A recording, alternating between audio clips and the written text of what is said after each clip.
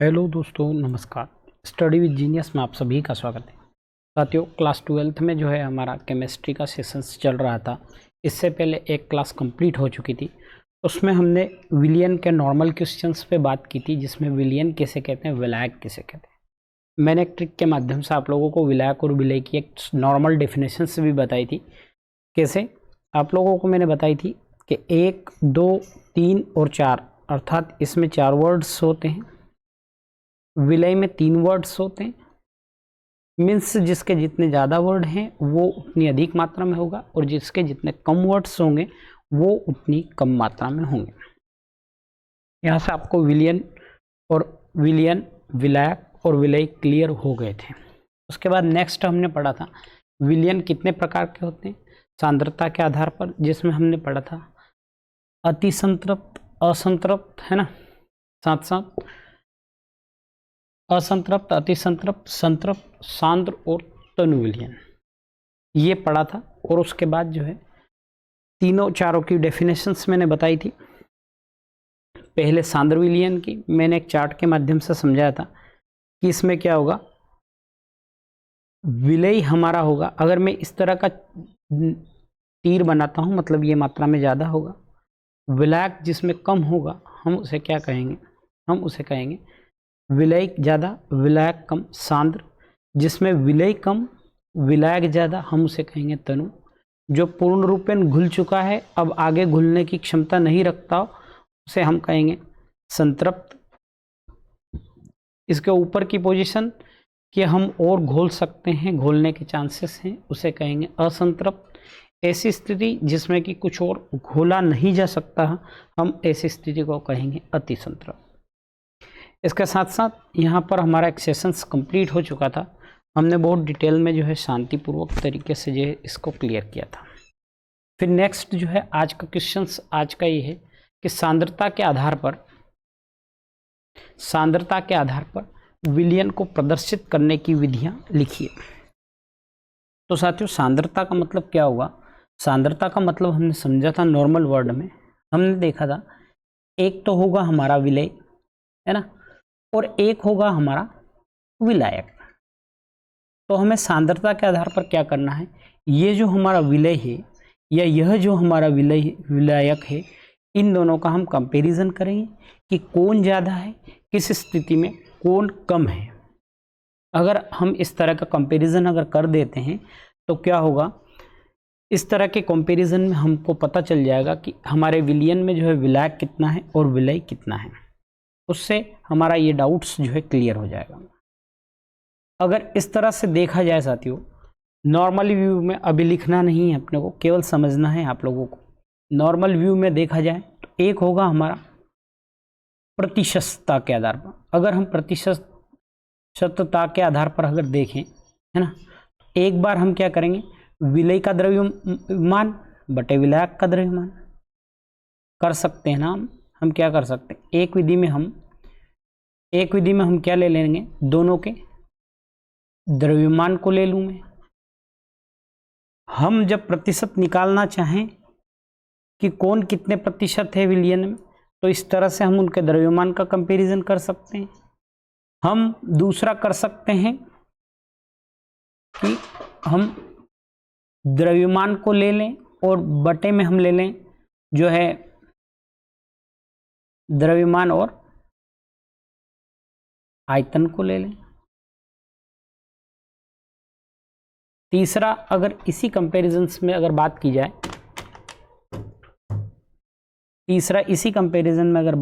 साथियों, तो हम कैसे लग सकते हैं, पहले पदार्थ का द्रव्यमान, पहले पदार्थ का जो है आयतन ले लिया, साथ में हम दूसरे पदार्थ का भी क्या ले लें, द्रव्यमान बटे द्रव्यमान, द्रव्यमान बटे आयतन और आयतन बटे आयतन। तो इस तरह से 3 तो हमारी ये विधियां हो गई।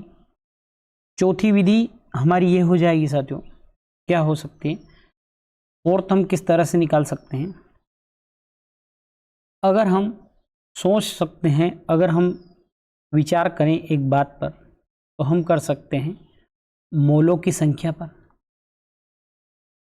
मोलों की संख्या कितनी है बटे आयतन कितना है। मोलों की संख्या बटे आयतन अर्थात मोलरता वाले पे। दूसरा हम देख सकते हैं फिफ्थ कंपैरिजन किस तरह से देख सकते हैं हम फिफ्थ कंपैरिजन देख सकते हैं कि हमारे जो मोलों की संख्या है,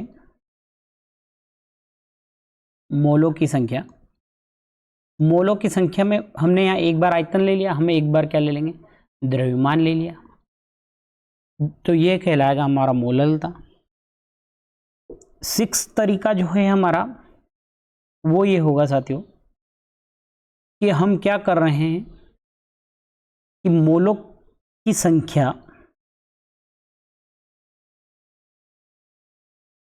बटे कुल मोलों की संख्या भी ले सकते हैं।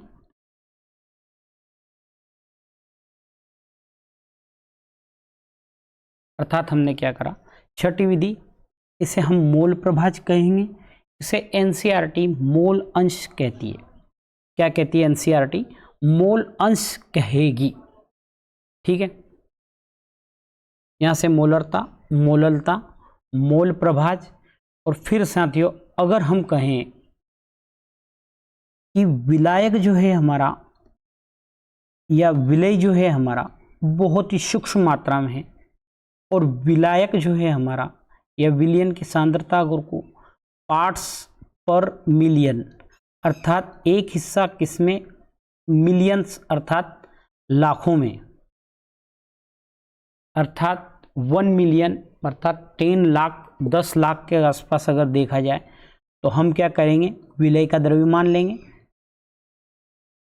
और नीचे क्या ले लेंगे, विलियन का द्रव्यमान।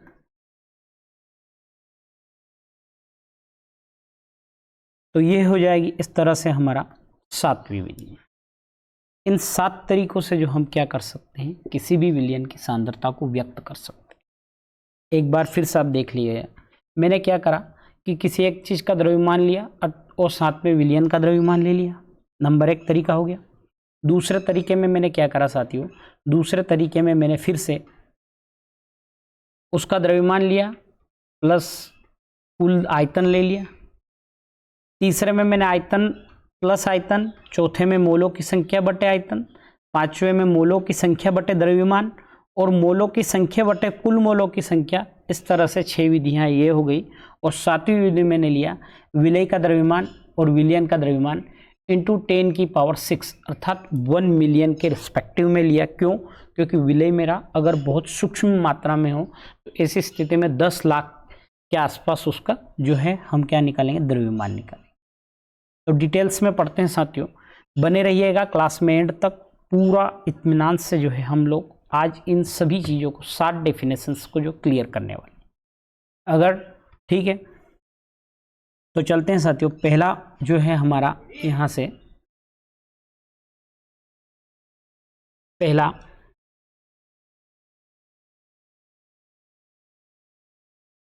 हमारा क्या हो गया, पहला है हमारा, पहला क्या लिया था हमने, द्रव्यमान बटे द्रव्यमान। तो हम क्या कहेंगे उसको, हम उसे कहेंगे द्रव्यमान प्रतिशत। क्या कहेंगे, हम उसे कहेंगे द्रव्यमान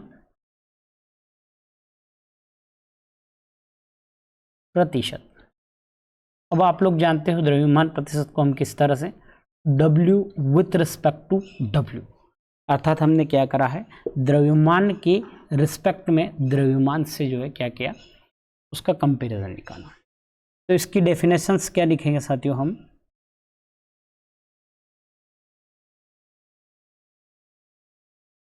तो हम क्या लिखेंगे, इसका लिखेंगे 100 ग्राम, क्या लिया हमने, विलियन, 100 ग्राम विलियन में उपस्थित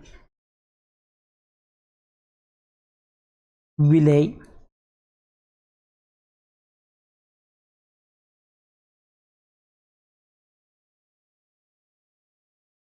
के ग्राम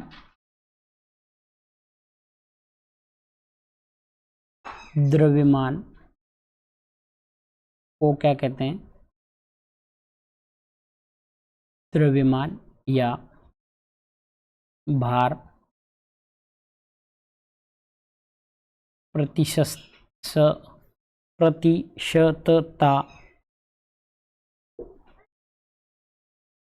कहते हैं। मैंने द्रव्यमान प्रतिशत इसलिए लिखा है साथियों क्योंकि आपका एनसीईआरटी जो रहता है वो इसी चीज को जो है डिनोटेट करता है। आप एनसीईआरटी के हिसाब से अगर हम चलते हैं तो वो क्या लिखता है एनसीईआरटी, वो हमेशा लिखता है द्रव्यमान प्रतिशत। क्या लिखता है? द्रव्यमान प्रतिशत लिखता है। अब द्रव्यमान प्रतिशत को अगर हम डिनोटेट करेंगे तो किस तरह से, W with respect to W, और उसका हो गया परसेंटेज। हम क्या लिखेंगे? विलय का द्रव्यमान, है ना, बटे हम लिख देंगे विलयन का द्रव्यमान इनटू, जब प्रतिशत की बात की जाती है तो 100। अगर आप यहाँ से इस फार्मूले को इस तरह से जो है चौकोर गोले में डाल लेंगे, ये यहाँ से आपकी डेफिनेशंस, अगर ये फार्मूला भी आप याद रख सकते हो तो यहाँ से आप लोगों का क्या हो जाएगा, विलय का द्रव्यमान, विलयन में उपस्थित विलय के द्रव्यमान को हम क्या कहेंगे? द्रव्यमान प्रतिशतता कहेंगे। हम क्या कहेंगे? 10 क्या कहेंगे? द्रव्यमान प्रतिशतता कहेंगे। अगर आपको किसी तरह से एक उदाहरण में नोट कर लेता हूँ, एक उदाहरण के तौर पर आप लोगों को जो है समझा देता हूँ। अगर आपको कभी इस तरह से आए, है ना, किस तरह से आए, 10 ग्राम NaCl, है ना, द्रव्यमान प्रतिशत। इसका मतलब क्या हुआ साथियों कि NaCl का कुल विनियल कितना है? कुल विलियन जो है हमारा NaCl का कितना है? 100 ग्राम, है ना। कुल विनियल 100 ग्राम है, जिसमें हमारा NaCl कितना है? वो है 10% अर्थात 10 ग्राम। क्या है? 10% अर्थात 10 ग्राम। यहाँ से हमारा द्रव्यमान प्रतिशतता जो है कंप्लीट होता है। क्या है द्रव्यमान प्रतिशतता? अगर विचार किया जाए तो 100 ग्राम विलयन में कुल उपस्थित विलय की संख्या को हम क्या कहेंगे? द्रव्यमान प्रतिशतता कहेंगे। इसे किस तरह से डिनोट करते हैं? इसे भार प्रतिशतता भी कई बुक में लिखा है, बाकी एनसीईआरटी इसको द्रव्यमान प्रतिशतता ही लिखता है। तो यहाँ से द्रव्यमान प्रतिशतता जो है आपका कंप्लीट होता है। अब नेक्स्ट पार्ट पर चलते हैं, नेक्स्ट टर्म पर बात करते हैं। नेक्स्ट क्या है? द्रव्यमान प्रतिशतता के बाद हमने क्या लिया था? हमने लिया था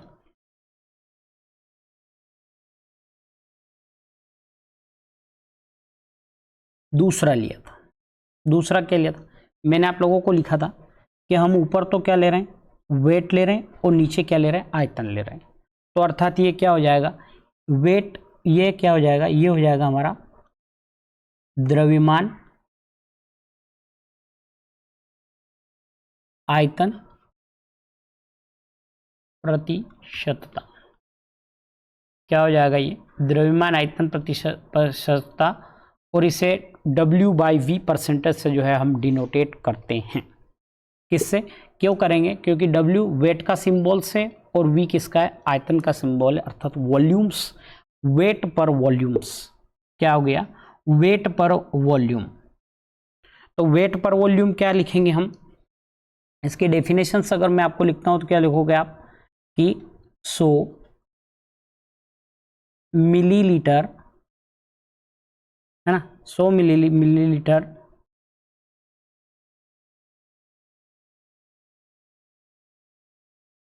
विलयन में उपस्थित विलय के ग्राम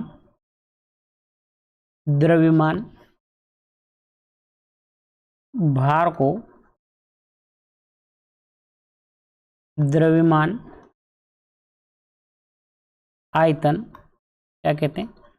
प्रतिशतता कहते हैं। अगर आपको यहाँ से भी क्लियर हो गया हो, लेकिन आप लोग क्या लिखेंगे? हम 100 मिलीलीटर की जगह आप यूँ भी लिख सकते हो विलियन के प्रति लीटर में। क्या लिख सकते हो आप? विलियन के प्रति लीटर में उपस्थित विलय। क्या लिखेंगे हम? विलियन के प्रति लीटर में उपस्थित विलय के ग्राम द्रव्यमान भार को हम क्या कहेंगे? द्रव्यमान आयतन प्रतिशतता कहेंगे। हम इसे किस तरह से डिनोटेट करेंगे? तो हम इसे करेंगे W/V और ये हो गया हमारा परसेंट का सिंबल्स। तो क्या लिखेंगे हम? विलय का द्रव्यमान, जो भी विलय का हमारा द्रव्यमान है वो बटे में क्या लिख देंगे हम? ऑब्लिक्स क्या आ जाएगा हमारा? विलियन का आयतन। सिंपल सी बात। इनटू जब प्रतिशत की बात करें तो हम क्या लिख देंगे? 100। सिंपल सी बात है।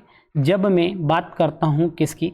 जब मैं बात करता हूं द्रव्यमान और आयतन की, सिंपल सी ट्रिक है, ध्यान रखना। ऊपर क्या आएगा? द्रव्यमान और नीचे क्या आएगा? आयतन। द्रव्यमान बटे द्रव्यमान प्रतिशतता, अर्थात नीचे भी द्रव्यमान ऊपर भी द्रव्यमान। अगर कहीं पर आप लोगों को इस तरह से एक एग्जाम्पल्स मिलता है ना, किस तरह से एक एग्जाम्पल मिल जाता है कहीं पर भी हमें कि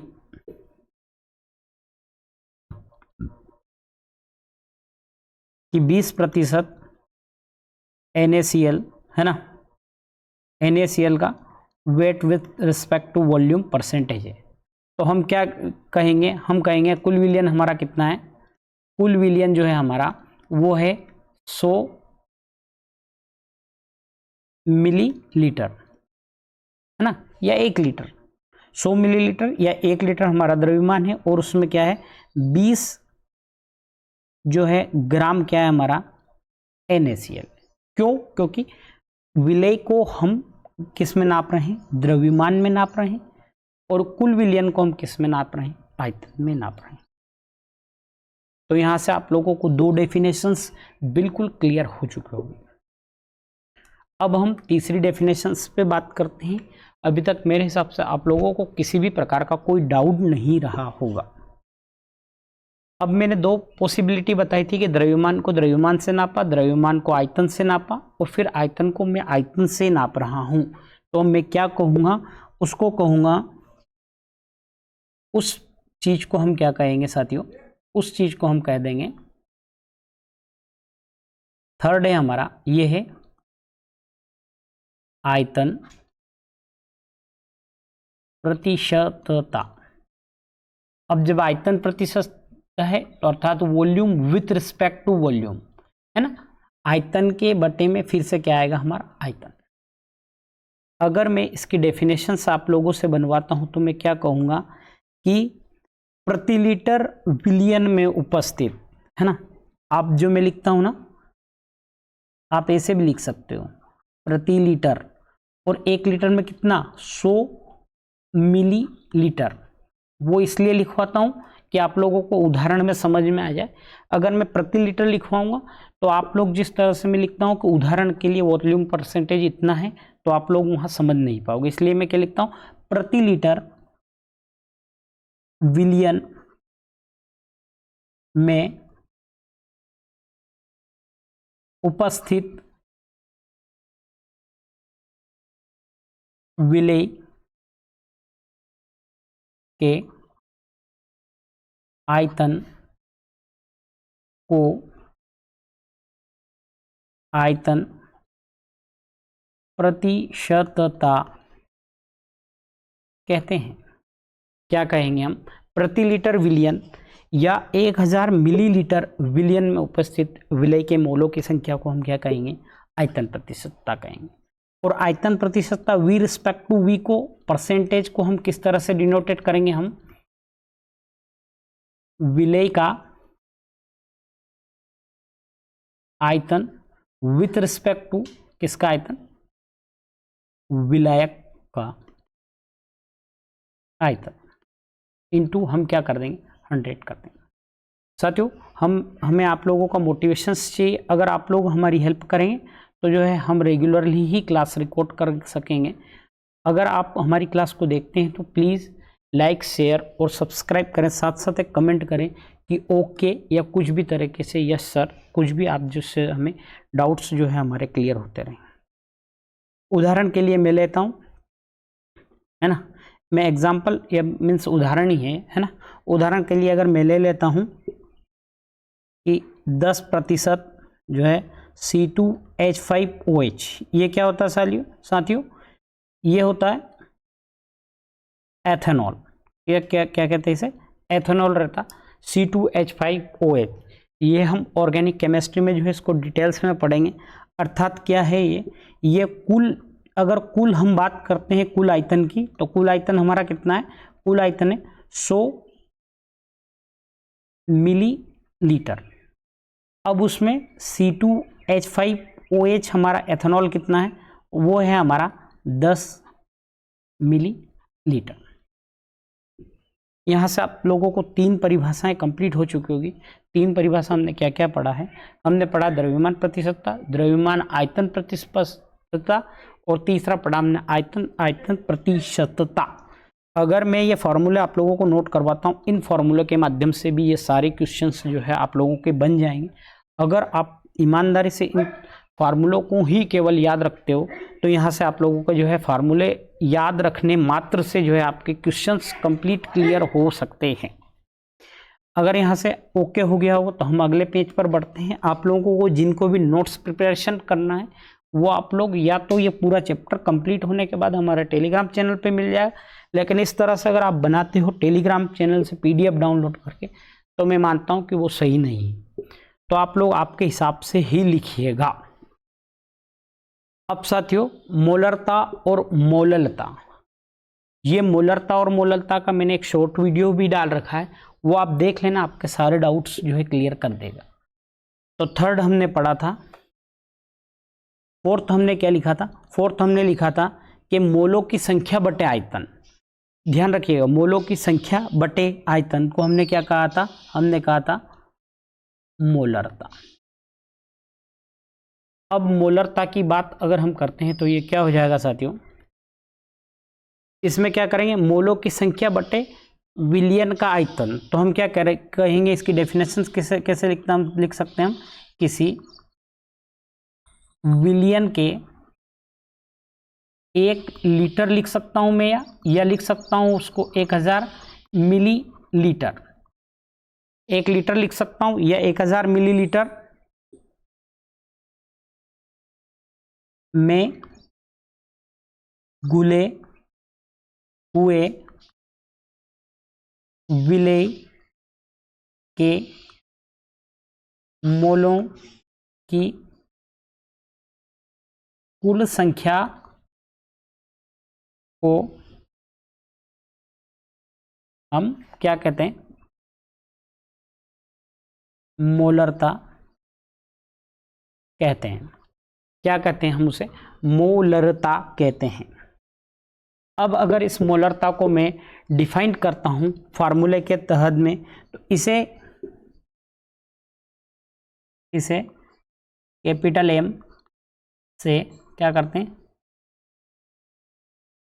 प्रदर्शित करते हैं। किससे करते हैं, इसे कैपिटल M से प्रदर्शित करते हैं। तो क्या हो जाएगा साथियों, हमारा मोलरता capital M is equal to क्या हो जाएगा,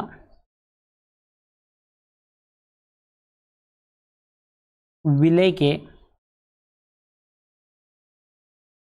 मोलों की संख्या। क्या हो जाएगा, विलेय के मोलों की संख्या अपॉन में क्या हो जाएगा,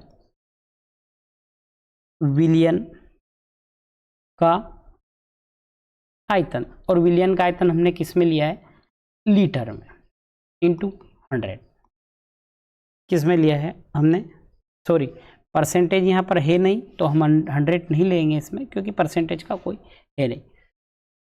अगर आप यहाँ से इस फॉर्मूले को अगर याद रख सकते हो, तो यहाँ से भी जो है आप लोगों का क्या हो जाएगा, आप लोगों का डेफिनेशंस क्लियर हो जाएगा। किस तरह से कि विलेय के मोल प्रति लीटर आयतन में उपस्थित विलेय के मोलों की संख्या को हम क्या कहेंगे, की संख्या को हम जो क्या कहते हैं, मोलरता कहते हैं। अब मोलरता को और थोड़े से डिटेल्स में देख लीजिएगा, क्योंकि ये आप लोगों को इसी चैप्टर में आगे कुछ सवाल्स वगैरह भी इससे बनते हैं, तो वो भी जो है आपके डाउट्स क्लियर हो जाएंगे, है ना। तो साथियों, हमने अभी पढ़ा था कि M बराबर विलेय के मोलों की संख्या। तो विलेय के मोलों की संख्या मैंने क्या मान ली, NB।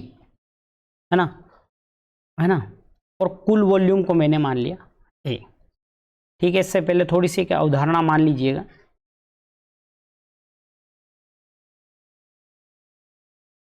मान लो, है ना, कि V आयतन का विलयन, जिसमें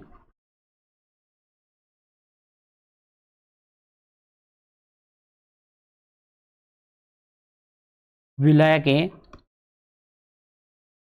तथा विलय क्या है हमारा B है, तब मोलरता M बराबर हम क्या लिखेंगे, विलय के मोलों की संख्या मत NB और कुल विलयन हमारा कितना V। अगर फिर इसको फर्दर में जोड़ता हूं तो ये क्या हो जाएगा, विलय के मोलों की संख्या। मोलों की संख्या क्या होती है साथियों, हम किसी भी चीज के अगर मोलों की संख्या को देखते हैं तो वो क्या होता है, वो हमेशा होता है विलय का भार। विलय का भार क्या होगा, WB बटे मोलों का विलय का अनुभार। विलय का अनुभार अर्थात क्या हो जाएगा, MB। क्या हो जाएगा, विलय का भार वेट अपॉन मॉलिक्यूलर वेट। क्या होता है, वेट अपॉन मॉलिक्यूलर वेट और 1 अपॉन V। ये V किस में हमारा साथी, लीटर में। अगर आपको, है ना, तो M इज इक्वल टू क्या हो जाएगा, M इज इक्वल टू हो जाएगा WB इंटू, अगर मैं 1000 लिख देता हूं तो ये मिलीलीटर में हो जाएगा। V के नीचे में 1000 लिख देता हूं, मिलीलीटर में कन्वर्जन हो गया, इंटू MB इंटू V, है ना। इस तरह से ये क्या हो गया आपका, ये हो गया। इसकी इकाई को अगर देखा जाए तो ये तो हो गए ऊपर हमारे ऊपर मोल, नीचे हो जाएगा मिली लीटर। अगर मैं WB की बात करता हूं तो ये हो जाएगा हमारा विलय का भार वेट अपॉन MB हमारा हो जाएगा मॉलिक्यूलर वेट, और मॉलिक्यूलर वेट को हम क्या कहते हैं, विलय का अणुभार। क्या कहेंगे हम, विलय का अणुभार।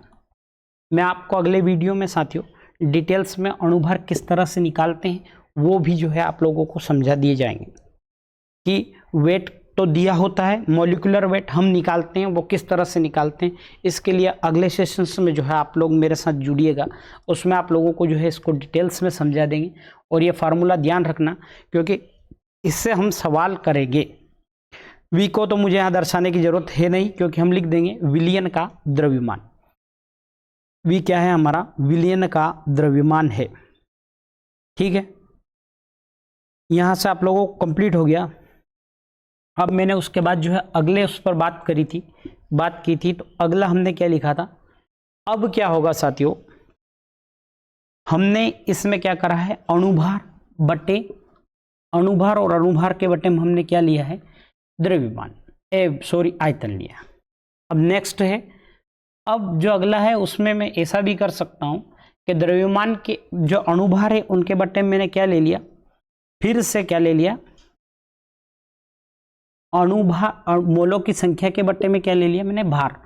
ऐसी चीज को ऐसी कितना हो गया था अपना, 1 2 3 कितना हो गया था, देखते हैं। ये हमारा छोटा था, अब ये है हमारा 5वां। जब हम 5वें की बात कर रहे हैं तो ये हो गया हमारा मोलरता। मोलरता को साथियों स्मॉल m से जो है डिनोटेट करते हैं। स्मॉल m जो है इसका सिंबल है। इसका एक और प्रश्न बनता है कि मोलरता और मोललता में अंतर स्पष्ट कीजिए। वो भी जो है हम क्वेश्चंस इनके साथ साथ, या ये वाला क्वेश्चंस पूरा खत्म होने के बाद जो है उसी क्वेश्चंस पर जो है विचार करेंगे। तो क्या हो गया, किसी विलयन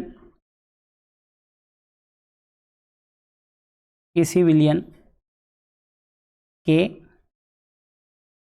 1 kg या 1 किलोग्राम, या मैं लिख सकता हूं 1000 ग्राम, 1 किलोग्राम या 1000 ग्राम में घुले हुए विलेय के मोलों की संख्या को हम क्या कहते हैं? हम मोलरता कहते हैं। साथियों, अगर आपको मोलरता और मोलरता की डेफिनेशंस में फर्क आ रहा है तो ध्यान रखिएगा, इसमें यहाँ पर र आता है और उसमें ल आता है। सॉरी, मोलरता कह दिया मैंने, यह है मोललता। क्या है? ये है हमारा मोललता। देखिए उसमें र आता है, तो जहाँ र आएगा हमें वहाँ ल बनाना है, तो हम क्या कहेंगे? हम वहाँ पर क्या करते हैं, इसलिए वहाँ पर लीटर में लेते हैं, और इसमें ऑलरेडी र है तो इसलिए इसको मोललता। क्या हो गया? ये हमारा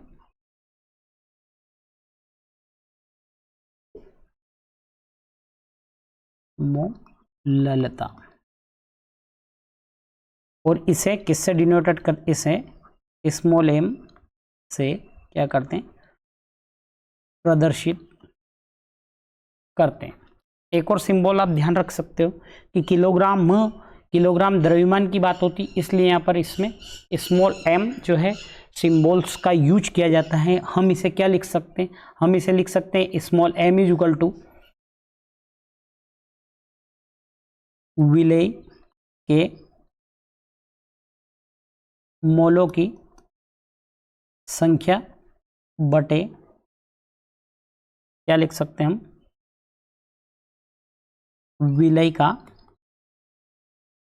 क्या लिख सकते हैं? विलेय का, सॉरी, क्या लिख सकते हैं हम? किसके रिस्पेक्ट में बात करते हैं? विलियन का द्रव्यमान। किसमें? केजी में। ठीक है, किसमें लिखा हमने विलियन का द्रव्यमान? केजी में। अगर हम विलेय के मोलों की संख्या की बात करते हैं तो क्या होता है साथियों? आप लोग जानते हैं, इसको फार्मूले को जो है इस तरह से अंडर कवर कर देते हैं ताकि आप लोगों को प्रदर्शित रहे। ये वेरी आईएमपी है। तो small m is equal to क्या हो जाएगा? Small m is equal to क्या हो जाएगा? हम विलेय के मोलों की संख्या को क्या लिखते हैं? NB। यहाँ पर मैं डिटेल्स में उस तरह से नहीं लिखवाऊंगा, उसी को इस तरह से मान लेना, इनटू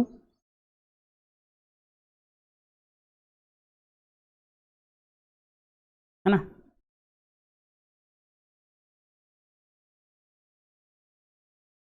साथियों, ये किसके रिस्पेक्ट में आती है? तो थोड़ी सी हमसे मिस्टेक हो गई थी,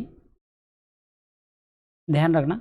ये विलियन के रिस्पेक्ट में नहीं आती है, ये आती है विलायक के रिस्पेक्ट में। किसके रिस्पेक्ट में आती है? ये आती है विलायक के रिस्पेक्ट। ध्यान रखना, ये विलायक के रिस्पेक्ट में आती है। तो यहाँ पर मैंने सही लिखा था, विलायक को लिखने का प्रयास कर रहा था, लेकिन तो ये क्या हुआ? विलायक। जब विलायक की बात करते हैं तो WA है ना। ठीक है, इसको मैंने केजी में लिया। अगले पेज पे जो है इसको करते हैं, क्या होगा? तो small m is equal to क्या हो जाएगा हमारा? NB को क्या लिख सकता हूं मैं? WB upon MB। ठीक है, इंटू 1 अपॉन WA में 1000 से ऊपर मल्टीपल कर दिया तो ये हो जाएगा ग्राम में, तो ये हो जाएगा small m is equal to WB into 1000 upon MB into WA। अगर हम इसकी इकाई की बात करते हैं, इसकी यूनिट की बात करते हैं, तो ये हो जाएगा मोल प्रति, हमने 1000 से मल्टीपल कर दिया तो ये हो जाएगा मोल प्रति ग्राम। अगर आपसे यहाँ पर पूछता है कि WB का क्या है ना, WA क्या है और MB क्या है ना, तो हम क्या लिखेंगे? W अर्थात विलेय का भार, ये क्या हो जाएगा हमारा? विलायक का भार, और ये क्या हो जाएगा हमारा? विलेय का अणुभार। क्या हो जाएगा ये हो जाएगा हमारा विलेय का अणुभार। यहां से क्लियर हो गया होगा आप लोगों को WA WB और MB क्या है। साथ साथ ऑब्जेक्टिव्स में इस तरह से भी आ सकता है कि मोलरता की इकाई क्या है, मोलरता की इकाई क्या है, ये किसके रिस्पेक्ट में जो है निकाले जाते हैं। तो यहाँ से पूरे सारे डाउट्स जो है क्लियर हो गए होंगे। नेक्स्ट चलते हैं नेक्स्ट क्वेश्चंस पर। अब क्या है अगला,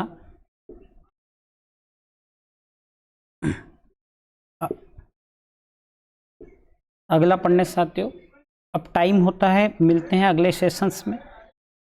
अगर आपको अच्छी लगी हो क्लास तो लाइक करना। Thank you.